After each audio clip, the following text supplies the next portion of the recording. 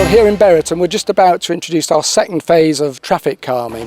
Traffic used to come around that corner a bit too fast, so we're going to have some nice, attractive looking traffic calming just to slow them down and give people safer places to walk. One of the things which came out of the parish plan was the need for a village market. And that's why I'm here today, because we have a very successful and thriving village market. So our aim is really supporting the local producers and bringing the community together, because it's one of the few places around where in a village people can get together and have a chat over a cup of tea and a piece of cake. When we consulted about road safety, over 300 people identified this area as being the most dangerous in the village. I'm a parent and I live just opposite, so every day we used to walk our children down to the school, and before the footpath you'd have children on both sides of the road, cars in the middle, no one quite sure where to go. No one quite sure where the road began, where the footpath was. And I have to say, since the footpath has been put in place, everyone is congregated on that side of the road, and it's quite clear where it's legitimate to walk and where cars are meant to go. And I do feel the situation is a lot safer now.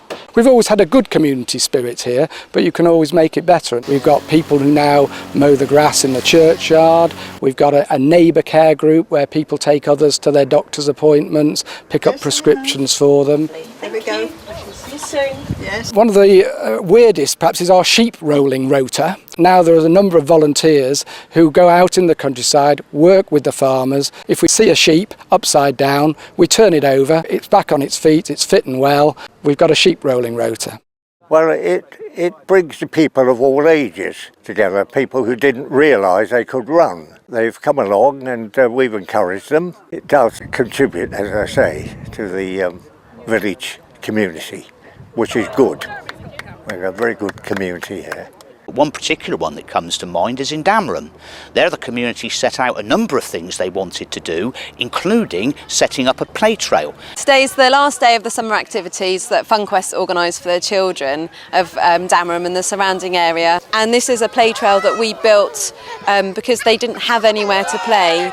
And there were a lot of children who actually didn't know each other in the village. And I think this has proved that, that now that they can meet and greet. It's just been the most extraordinary thing that such a simple thing like a little plan can produce this.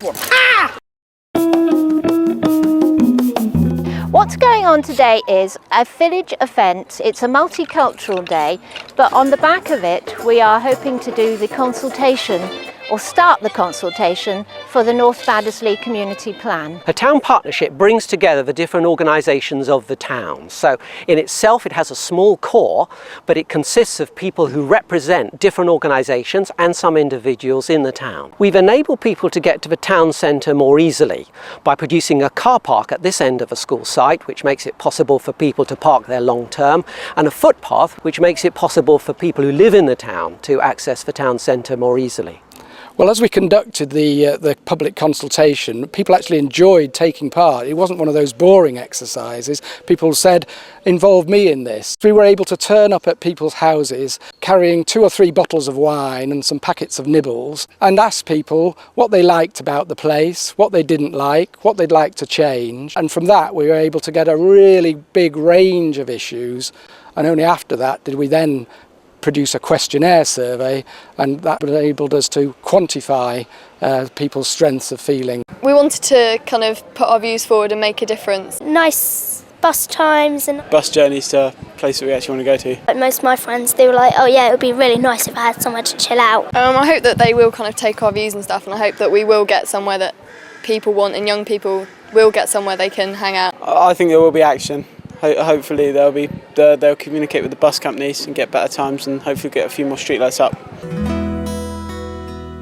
There's a whole network of people out there that can help and actually help with funding, how to actually put things together. There's a toolkit. We have had a lot of help from our local authority, both financial but also practical support, practical advice. There is a lot of support available from the Big Lottery Fund, through private grant funders, and also through statutory agencies such as the County Council and district councils. We've had local businesses who support us either with donations. We use their facilities for photocopying.